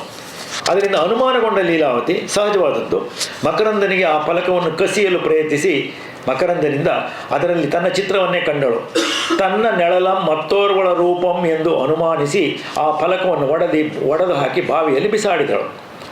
ಪ್ರಿಯನ ಬಗ್ಗೆ ತಪ್ಪಾಗಿ ಭಾವಿಸಿದ ಲೀಲಾವತಿ ಸಖಿಯರ ಮಾತನ್ನು ಕೇಳದೆ ಹೋಗಿ ಲತೆಯಾಗಿ ಬಿಟ್ಟಳಂತೆ. ಸಖಿ ಜನರು ಅದೇ ರೂಪವನ್ನು ಪಡೆದರು. ಸಖಿಗಳು ಸಹ ಲತೆಗಳಾಗಿಬಿಟ್ರು. ಕಂದರ್ಪನಿಗೆ ತನ್ನ ಪ್ರೇಯಸಿ ಕಾಣಲಿಲ್ಲ. ಎಲ್ಲ ಕಡೆ ಹುಡುಕಿ ಬಸವಳಿದು ಕೊನೆಗೆ ಲೀಲಾವತಿಯು ಲತೆಯಾಗಿದ್ದ ಸ್ಥಳಕ್ಕೆ ಬಂದು ಲತೆಯನ್ನು ಲೀಲಾವತಿ ಲೀಲಾವತಿ ಎಂದು ಕರೆದು ಆಲಿಂಗಿಸಿಕೊಂಡನು. ಲೀಲಾವತಿಗೆ ಮತ್ತೆ ಸ್ವರೂಪ ಬಂದಿತು. ಆಕೆ ಸ್ಪರ್ಶದಿಂದ ಸಖಿಯರು ಮತ್ತೆ ರೂಪ ಪಡೆದುಕೊಂಡರು. ನಾವು ಕಥೆಯ ಕೊನೆಯ ಘಟ್ಟಕ್ಕೆ ಬರ್ತೇವೆ.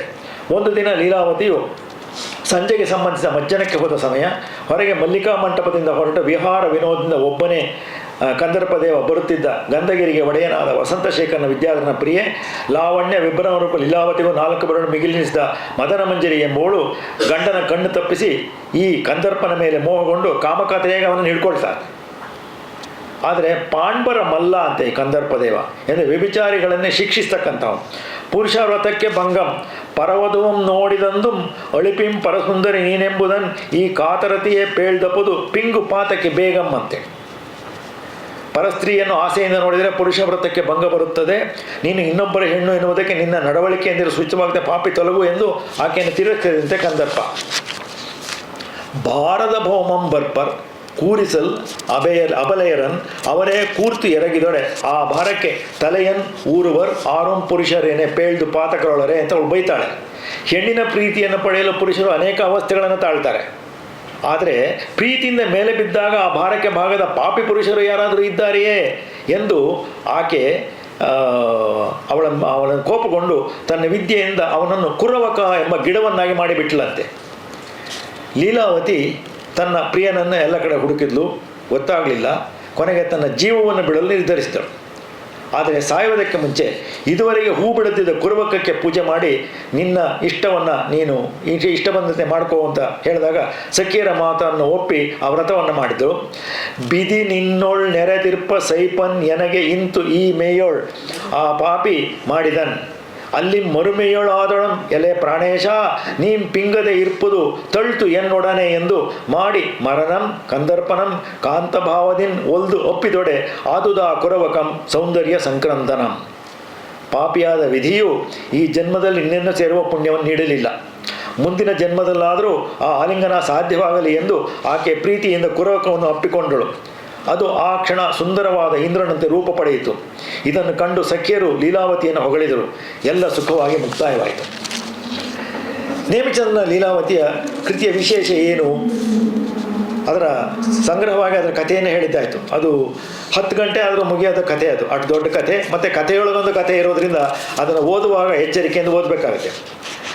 ಸುಬಂಧು ಕವಿಯ ಸಂಸ್ಕೃತ ಗದ್ಯ ಕಾವ್ಯ ವಾಸವದತ್ತ ಕಾವ್ಯದ ನಿರೂಪಣೆಯೇ ನೇಮಿಚಂದ್ರನ ಕಥೆ. ಆದರೆ ಕಥೆಯ ಉತ್ತರಾರ್ಧ ಲೀಲಾವತಿಯನ್ನು ಕಂದರ್ಪದೇವ ನೋಡಿದಂದಿನಿಂದ ಬರುವ ಭಾಗ ಸುಬಂಧುವಿನಲ್ಲಿ ಬೇರೆಯೇ ಇದೆ. ಈ ಕಥಾ ಸಂಗ್ರಹವನ್ನು ನೋಡಿದಾಗ ನೇಮಿಚಂದ್ರನ ಈ ಕಥೆಗೆ ಸಂಸ್ಕೃತದಲ್ಲಿ ಶ್ಲೇಷಾಲಂಕಾರಕ್ಕೆ ಹೆಸರುವಾಸಿಯಾದ ಸುಬಂಧುವಿನ ವಾಸವದತ್ತೆ ಎಂಬ ಗದ್ಯ ಕಥಾನಕವು ಮೂಲವಿರುವ ಶಂಕೆಯುಂಟಾಗುತ್ತದೆ. ಕವಿಯೇ ಅನೇಕ ಸಲ ಲೀಲಾವತಿಯನ್ನು ವಾಸವದತ್ತೆಯಿಂದ ನಿರ್ದೇಶಿಸಿದ್ದಾನೆ. ಅಲ್ಲದೆ ಇವೆರಡಕ್ಕೂ ಅನೇಕ ಸಾಮ್ಯಗಳು ಕಂಡುಬರುವವು. ಲೀಲಾವತಿ, ಕಂದರ್ಪದೇವ, ಕುಸುಮಪುರ, ಶೃಂಗಾರಶೇಖರ, ಮಕರಂದ, ಚೂಡಾಮಣಿ ಮೊದಲಾದ ಹೆಸರುಗಳಲ್ಲೂ ಎರಡರಲ್ಲಿಯೂ ಸ್ವಲ್ಪ ವ್ಯತ್ಯಾಸದಿಂದ ಒಂದೇ ರೂಪದಲ್ಲಿವೆ. ನಾಯಕ ನಾಯಕಿಯರು ಪರಸ್ಪರ ಕನಸು ಕಾಣುವುದು, ನಾಯಕಿಯನ್ನು ಹುಡುಕೊಂಡು ಮಿತ್ರನೊಡನೆ ಹೊರಡುವುದು, ಇಳಿಯಿಂದ ಸಮಾಚಾರವನ್ನು ಪಡೆಯುವುದು, ವಿಂಧ್ಯದ ಪರ್ವತದ ತಪ್ಪಲಿನಲ್ಲಿ ಕಥೆ ನಡೀತಕ್ಕಂಥದ್ದು, ನಾಯಕಿಯ ಸ್ವಯಂವರದಲ್ಲಿ ಮತ್ತಲ್ಲಿ ಮನವೊಲಿಯದಿರುವುದು, ಇವು ಮೊದಲಾದವು ಕೃತಿಗಳ ಪರಸ್ಪರ ಸಂಬಂಧವನ್ನು ಸೂಚಿಸುತ್ತೆ. ಆದರೆ ನೇಮಿಚಂದ್ರನ ಕೈವಾಡವೂ ಕೌಶಲ್ಯವೂ ಇರುವುದು ಅವುಗಳಲ್ಲಿ ಮಾಡಿರುವ ವ್ಯತ್ಯಾಸಗಳಲ್ಲಿ. ಸುಬಂಧುವಿನ ಗ್ರಂಥದಲ್ಲಿ ಕಥಾಸೂತ್ರ ಬಹು ಶಿಥಿಲವಾದದ್ದು, ಶ್ಲೇಷಾಲಂಕಾರವೇ ಪ್ರಧಾನ. ಅದರಲ್ಲಿ ಉತ್ತರಾರ್ಧಕ್ಕೂ ಇಲ್ಲಿಯ ಕಥೆಗೂ ಸ್ವಲ್ಪವೂ ಸಾಮ್ಯವಿಲ್ಲ. ಈ ಕಥೆಯ ಪ್ರಕಾರ ವಾಸವದತ್ತಿಯ ವಿರಹದಿಂದ ತಪ್ಪಿಸುತ್ತಿರುವಾಗ ಅವಳ ಸಖಿಯರು ತಮಾಲಿಕೆ ಎಂಬ ಶಾರಿಕೆಯ ಮೂಲಕ ಕಂದರ್ಪಕ್ಕೆ ಒಂದು ಕಾಗದವನ್ನು ಕಳಿಸುತ್ತಾರೆ. ಅದರಿಂದ ಎಲ್ಲ ವಿಷಯವನ್ನು ತಿಳಿದ ನಾಯಕನು ಮಕರಂದರೊಡನೆ ಕುಸುಮಪುರಕ್ಕೆ ಬಂದು ಲೀಲಾವತಿಗೂ ಪುಷ್ಪಕೇತೆಗೂ ನಿಷ್ಕರ್ಷೆಯಾಗಿದ್ದ ವಿವಾಹವನ್ನು ತಪ್ಪಿಸಿ ಸಖಿಯರ ಪ್ರಾರ್ಥನೆಯ ಪ್ರಕಾರ ವಾಸವದತ್ತೆಯನ್ನು ಕುದುರೆ ಮೇಲೆ ಕೂರಿಸಿಕೊಂಡು ಹೊರಟು ವಿಂಧ್ಯಾಟವಿಗೆ ಬಂದು ಸೇರುತ್ತಾನೆ. ರಾತ್ರಿ ಆಯಾಸ ಪರಿಹಾರಕ್ಕಾಗಿ ಪ್ರಿಯ ಪ್ರೇಯಸರಿ ಒಂದು ಲತಾ ಮಂಟಪದಲ್ಲಿ ಪಾವಡಿಸುತ್ತಾರೆ. ಮಾರನೇ ದಿನ ಉದಯ ಕಾಲದಲ್ಲಿ ಪತಿದೇವನ ಉಪಚಾರಕ್ಕಾಗಿ ಹಣ್ಣು ಹಂಪಲುಗಳನ್ನು ತರಲು ಅವನಿಗಿಂತ ಮುಂಚೆ ಎದ್ದು ಹೋದ ವಾಸವದತ್ತೆಯನ್ನು ಇಬ್ಬರು ಕಿರಾತರ ಕಂಡು ಅವಳ ಮೇಲೆ ಮೋಹಗೊಂಡು ಅವಳನ್ನು ಪಡೆಯಲು ತಮ್ಮಲ್ಲಿಯೇ ಕಾದಾಡಿ ಮಡಿಯುತ್ತಾರೆ. ತಪೋವನವೆಲ್ಲವೂ ರಕ್ತಮಯವಾಗಲು ಅಲ್ಲಿದ್ದ ಮುನಿಯು ಕೋಪಗೊಂಡು ಅವಳಿಂದ ತನ್ನಾಶ್ರಮವು ಅಪವಿತ್ರವಾಯಿತೆಂದು ವಾಸವದತ್ತೆಯು ಕಲ್ಲಾಗುವಂತೆ ಶಾಪ ಕೊಡುತ್ತಾನೆ. ವಾಸವದತ್ತೆಯು ವಿಶೇಷವಾಗಿ ಬೇಡಿಕೊಂಡ ಮೇಲೆ ಆ ಮುನಿಯು ಕಂದರ್ಪಕೆತುವಿನ ಸ್ಪರ್ಶದಿಂದ ಶಾಪ ವಿಮೋಚನವಾಗುವಂತೆ ತಿಳಿಸುತ್ತಾರೆ. ಅವಳು ಕಲ್ಲಾಗುತ್ತಾಳೆ. ಕಂದರ್ಪಕೆತು ಪ್ರಿಯನ್ನು ಕಾಣದೆ ವಿರಹದಿಂದ ತೊಳಲಿ ಸಮುದ್ರದ ದಡದಲ್ಲೆಲ್ಲ ಅಲೆದು ಪ್ರಾಣಹತ್ಯೆ ಮಾಡಿಕೊಳ್ಳಬೇಕೆಂದು ಯತ್ನಿಸುತ್ತಿರುವಾಗ ಅಶರೀರವಾಣಿಯಾದ್ದನ್ನು ಕೇಳಿ ಶಿಲಾಪ್ರತಿಮೆ ಅಪ್ಪಿಕೊಂಡು ವಾಸವದತ್ತೆಯನ್ನಾಗಿಸಿ ಅವಳೊಡನೆ ತನ್ನೂರಿಗೆ ತೆರಳುತ್ತಾನೆ. ಇದು ನೇಮಚಂದ್ರನ ಕಥೆಗೆ ಆಧಾರವಾದಂಥ ಮೂಲದ ಕಥೆ. ಇಂದ್ರಜಾಲದ ಮಾಯಾಭುಜಂಗನ ಪ್ರಸಂಗವನ್ನು ರಾಜಶೇಖರನ ಕರ್ಪೂರ ಮಂಜರಿ ಎಂಬ ಕೃತಿಯಿಂದ ನೇಮಚಂದ್ರ ಆರಿಸಿಕೊಂಡಿದ್ದಾನೆ. ಲೀಲಾವತಿ ಬಳ್ಳಿಯಾದದ್ದು ಕಾಳಿದಾಸನ ವಿಕ್ರಮೋರ್ವಶೀಯದಲ್ಲಿ ಬರುವ ಕಲ್ಪನೆ. ಪದ್ಮಾವತಿ, ಚಕ್ರೇಶ್ವರಿ, ಅಂಬಿಕೆ, ಜೈನ ದೇವಾಲಯಗಳು, ಭಟ್ಟಾರಕರು, ಚಂದ್ರಪ್ರಭಜಿನ, ವಿದ್ಯುಲ್ಲೇಖೆ, ಚಂದ್ರಲೇಖೆ ಇವೆಲ್ಲ ಜೈನ ಧರ್ಮದ ವಾತಾವರಣವನ್ನು ಕಾವ್ಯಕ್ಕೆ ಕಲ್ಪಿಸುತ್ತವೆ. ಚಂದ್ರಲೇಖೆ ವಿದ್ಯುಲ್ಲೇಖೆಯರ ವೃತ್ತಾಂತ, ಅವರು ಪರ್ಣಲಘು ವಿದ್ಯೆಯಿಂದ ಮಾಡಿದ ಕೆಲಸ, ಕಾಳಾವಲೋಕಿನಿಯ ಫಲಕ, ಮದನ ಮಂಜರಿ ವೃತ್ತಾಂತ ಇವೆಲ್ಲ ನೇಮಿಚಂದ್ರನ ಜೋಡಣೆಗಳು. ಚಿತ್ರಪಟ ಬರೆಸುವುದು, ಲತೆಯಾಗುವುದು, ಮರವಾಗುವುದು ಇವೆಲ್ಲ ನೇಮಿಚಂದ್ರನ ಜಾನಪದ ದೃಷ್ಟಿಯನ್ನು ತೋರಿಸುತ್ತವೆ. ಡಾಕ್ಟರ್ ರಂಶ್ರೀ ಮುಗುಳಿಯವರು ಹೀಗೆ ಹೇಳಿದ್ದಾರೆ: ಕಥಾವಸ್ತು ಎಂಬುದಕ್ಕೆ ಈ ಕೃತಿಯಲ್ಲಿ ಮಹತ್ವ ಕಡಿಮೆ. ಕಥೆಯ ತೆಳುಹೊಂದರವನ್ನು ಭಾಗಿಸುವಷ್ಟು ಜೋಲು ಬಿದ್ದ ವರ್ಣನೆಗಳೇ ಮುಖ್ಯ ವಸ್ತುಗಳು. ಸಾಂಪ್ರದಾಯಿಕವಾಗಿ ಸಮುದ್ರ ವರ್ಣನೆಯಿಂದ ಮೊದಲಾಗದಿದ್ದರೂ ಉಳಿದೆಲ್ಲ ವರ್ಣನೆಗಳು ಬಂದಿದ್ದು ಒಮ್ಮೊಮ್ಮೆ ಒಂದೊಂದು ಆಶ್ವಾಸವನ್ನು ಆಕ್ರಮಿಸುವಷ್ಟು ನಿಡಿದಾಗಿವೆ. ಶೃಂಗಾರ ರಸಕ್ಕೆ ಸ್ಥಾಯಿ ಭಾವವಾದ ರತಿಗೆ ಪೋಷಕವಾಗಿ ಬಂದಿದ್ದರೆ ಕೆಲವು ವಿಸಂಗತವಾಗಿವೆ. ಅಲ್ಲಲ್ಲಿ ಸನ್ನಿವೇಶದ ಪ್ರಭಾವಕ್ಕೆ ಉಚಿತವಾದ ರಸಚಿತ್ರಗಳಿವೆ. ಅದರಲ್ಲಿ ಅಪರೂಪವಾದವು ಲೀಲಾವತಿಯನ್ನು ಕನಸಿನಲ್ಲಿ ಕಂಡು ಎಚ್ಚೆತ್ತ ಮೇಲೂ ಕನಸಿನಲ್ಲಿಯೇ ಇದ್ದಂಥ ವರ್ತಿಸಿದ ಕಂದರ್ಪ ದೇವನ ನಡವಳಿಕೆಯ ಚಿತ್ರ. ಇದು ಕನ್ನಡ ಸಾಹಿತ್ಯ ಡಾಕ್ಟರ್ ರಂಶ್ರೀ ಮುಗುಳಿಯವರು ಹೇಳಿದ ಮಾತು. ಹಳಗನ್ನಡ ಕಾವ್ಯ ಪ್ರಪಂಚದಲ್ಲಿ ಲೌಕಿಕ ಕಾವ್ಯಗಳ ಸಂಖ್ಯೆ ಕಡಿಮೆ. ಮೊದಲನೇ ನಾಗವರ್ಮ ಕರ್ನಾಟಕ ಕಾದಂಬರಿ, ದೇವಕವಿಯ ಕುಸುಮಾವಳಿ ಕಾವ್ಯ, ಚೌಂಡರಸನ ಅಭಿನವ ದಶಕುಮಾರ ಚರಿತೆ ಈ ಲೌಕಿಕ ಕಾವ್ಯಗಳಂತೆ ಲೀಲಾವತಿಯು ಒಂದು ಲೌಕಿಕ ಕಾವ್ಯ. ನೇಮಿಚಂದ್ರನು ಪ್ರಾಕೃತದಲ್ಲೂ ಮಹಾಪಂಡಿತನಾಗಿದ್ದ. ಲೀಲಾವತಿಯಲ್ಲಿ ಅಲ್ಲಲ್ಲಿ ಪ್ರಾಕೃತ ಶ್ಲೋಕಗಳನ್ನು ಪ್ರಯೋಗಿಸಿದ್ದಾನೆ. ಅವು ಆತನದೇ ರಚನೆಯಾಗಿರಬೇಕು, ಏಕೆಂದರೆ ಮೂಲ ಪ್ರಾಕೃತ ಕೃತಿ ಯಾವುದು ನಮಗೆ ಸಿಕ್ಕಿಲ್ಲ. ಕ್ರಿಸ್ತಶಕ 800ನಲ್ಲಿದ್ದ ಕುತೂಹಲ ಎಂಬ ಹೆಸರಿನ ಕವಿ ಪ್ರಾಕೃತ ಭಾಷೆಯಲ್ಲಿ ರಚಿಸಿದ ಲೀಲಾವತಿ ಎಂಬ ಹೆಸರಿನ ಕೃತಿ ಇದೆ. ಆದರೆ ಅದಕ್ಕೂ ನೇಮಿಚಂದ್ರನ ಲೀಲಾವತಿ ಕೃತಿಗೂ ಕಥೆಗೂ ಯಾವ ಸಂಬಂಧವಿಲ್ಲ. ನೇಮಿಚಂದ್ರ ಕವಿ ಪಂಪ ರನ್ನರಂತೆ ಮಹಾಕವಿಯಲ್ಲ. ಆದರೆ ಜೈನ ಕವಿಗಳು ಅಲ್ಲಿಯವರಿಗೆ ಕೊಡದೇ ಇದ್ದ ಕನ್ನಡ ಸಾಹಿತ್ಯಕ್ಕೆ ವಿಶಿಷ್ಟ ಕೊಡುಗೆಯಾಗುವಂಥ ದಂತಕಥೆಯನ್ನು ವಸ್ತುವಾಗಿಸಿಕೊಂಡು ಲೀಲಾವತಿ ಪ್ರಬಂಧವನ್ನು ರಚಿಸಿದ ಕನ್ನಡದ ಮೊದಲ ಶೃಂಗಾರ ಕಾವ್ಯ ರಚನೆಕಾರ. ನೇಮಿಚಂದ್ರನ ಲೀಲಾವತಿ ಪ್ರಬಂಧದ ಕೆಲವು ವರ್ಣನೆಗಳನ್ನು ಗಮನಿಸಬಹುದು. ಶರತ್ಕಾಲದ ವರ್ಣನೆ: ದೆಸೆಯಂ ಮೊಸುಳಿಸಿದ ಮುಗಿಲ್ ಕೆಸರಂ ತೊಳೆದು ಎತ್ತಿ ಕಳೆವಬೋಳ್ ಕವಿದು ಪೊನಲ್ ಮಸಗಿತು ಹೊಸ ಬೆಳ್ದಿಂಗಳ್ ಜಸಮಂ ಪರ್ವಿಸುವ ತೆರೆದ ಕವಿಶೇಖರನ. ದಿಕ್ಕುಗಳನ್ನು ಮಸಕು ಮಾಡಿದ ಮೋಡಗಳ ಕೆಸರನ್ನು ತೊಡೆದು ಹಾಕಿ ಕವಿಶೇಖರನ ಯಶಸ್ಸನ್ನು ಹಬ್ಬಿಸುವ ರೀತಿ ಹೊಸ ಬೆಳದಿಂಗಳು ವಿಜೃಂಭಿಸಿದಂತೆ.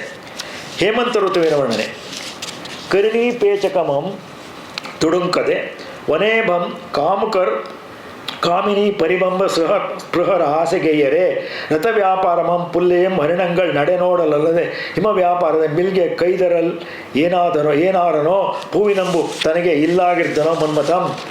ಹೆಣ್ಣಾನೆಯ ಬಾಲದ ಬುಡವನ್ನು ಗಂಡಾನೆ ಹಿಡಿಯದೆ ಬಿಡುತ್ತದೆಯೇ? ಹೆಣ್ಣಿನ ಆಲಿಂಗನ ಪಡೆಯುವ ಕಾಮಕರು ದೇಹ ಸುಖದ ಆಸೆ ಪಡುವುದಿಲ್ಲವೇ? ಹೆಣ್ಣು ಜಿಂಕಿಯ ಕಡೆ ಗಂಡು ಜಿಂಕೆ ನೋಡದೇ ಇರುತ್ತದೆಯೇ?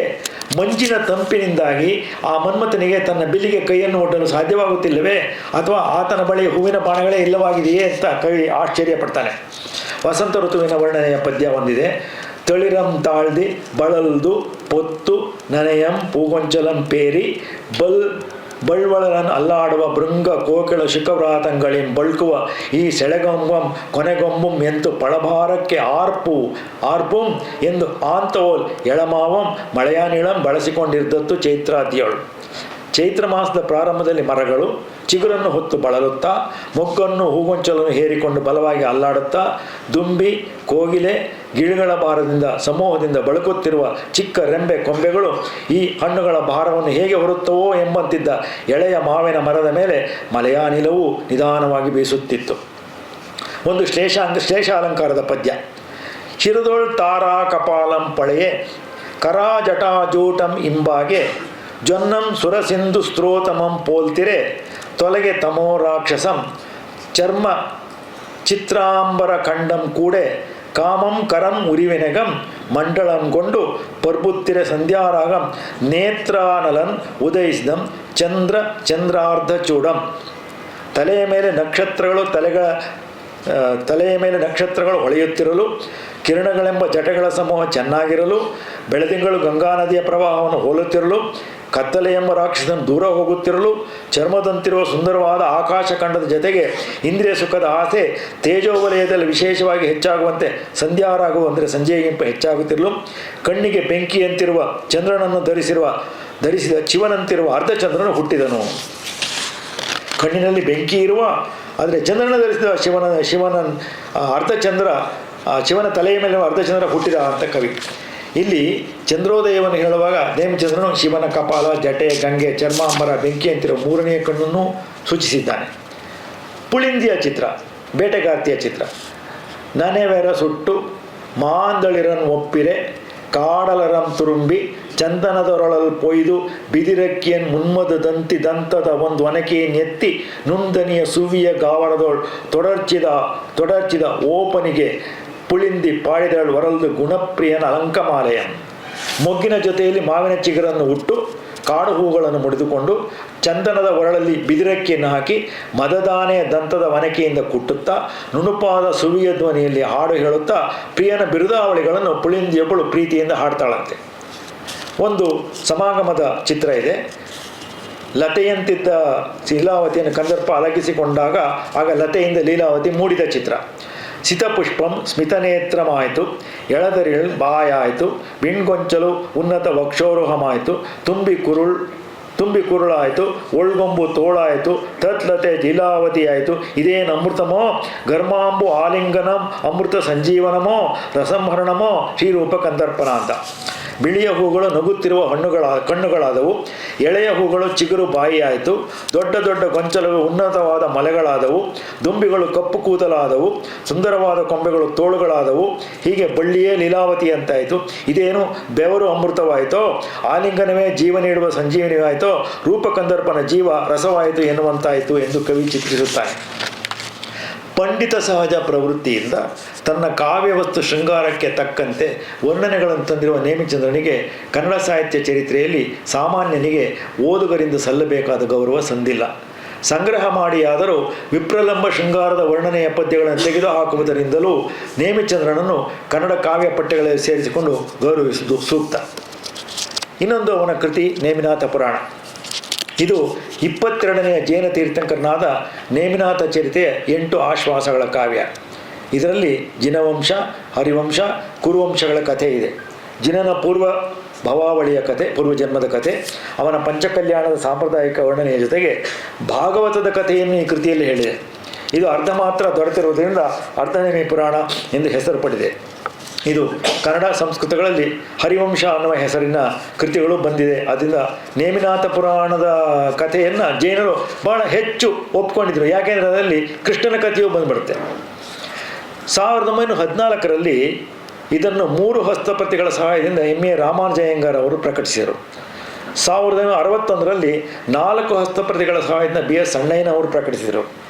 1968ರಲ್ಲಿ ಬಿ.ಎಸ್. ಕುಲಕರ್ಣಿ ಅವರು, 2001ರಲ್ಲಿ ದೇ ಜವರೇಗೌಡರು ಇದನ್ನು ಪ್ರಕಟಿಸಿದರು. ಕೃತಿಗೆ ತಕ್ಕ ಪೀಠಿಕೆಯನ್ನು ಕವಿಯ ಪ್ರತಿಯನ್ನು ಗುರುತಿಸುವಂಥ ಮುನ್ನುಡಿಗಳನ್ನು ನಾವು ಆ ಕೃತಿಗಳಲ್ಲಿ ಕಾಣಬಹುದು.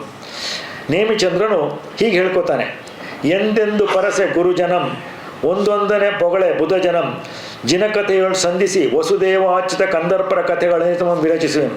ಅವನಿಗೆ ನೇಮಿನಾಥನ ಕಥೆ ಹೇಳ್ತೀನಿ ಅನ್ನೋದಕ್ಕಿಂತ ವಸುದೇವಾಚ್ಯುತ ಕಂದರ್ಪರ ಕಥೆಗಳನ್ನು ಹೇಳ್ತೀನಿ ಅನ್ನೋದೇ ಮುಖ್ಯ ಎಂದು ಹೇಳಿಕೊಂಡಿದ್ದಾನೆ. ನೇಮಿಚಂದ್ರ ತನ್ನ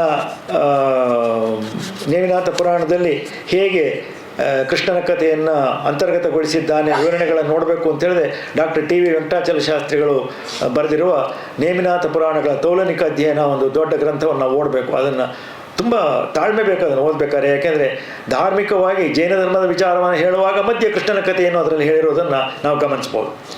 ನೇಮಿನಾಥ ಪುರಾಣದ ಕಥಾ ಸಾರಾಂಶ ಚಿಕ್ಕದಾಗಿ ಹೀಗಿದೆ. ಸಿಂಹಪುರದ ಅರಸು ಅರ್ಹದ್ದಾಸ, ಅವನ ರಾಣಿ ಜಿನದತ್ತೆ, ಮಗ ಅಪರಾಜಿತ.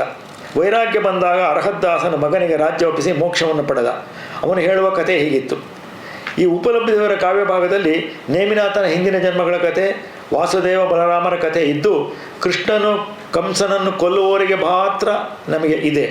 ನೇಮಿಚಂದ್ರನ ಕಾವ್ಯವನ್ನು ಪೂರ್ತಿಯಾಗಿ ರಚಿಸುವುದಕ್ಕೆ ಕಾರಣಗಳು ತಿಳಿದಿಲ್ಲ. ಬಹುಶಃ ಅವನು ತೀರಿಕೊಂಡಿರಬಹುದು ಅಂತಲೂ ಹೇಳ್ತಾರೆ, ಗೊತ್ತಿಲ್ಲ ನಮಗೆ. ಅದಕ್ಕೇ ಆ ಕೃತಿಯನ್ನು ಅರ್ಧನೇಮಿ ಪುರಾಣ ಅಂತ ಕರೀತಾರೆ. ಸೂರ್ಯಪ್ರಭಾ ದೊರೆ ಧಾರಿಣಿ ದೇವಿ ರಾಣಿ, ಅವನಿಗೆ 3 ಜನ ಮಕ್ಕಳು, ಚಿಂತಾಗತಿ, ಮನೋಗತಿ, ಚಪಳಗತಿ ಅಂತ. ಅರಿಂಜಯ ಅನ್ನೋ ದೊರೆ ಅಜಿತ ಸೇನಾದೇವಿ ರಾಣಿ, ಮಗಳು ಪ್ರೀತಿಮತಿ.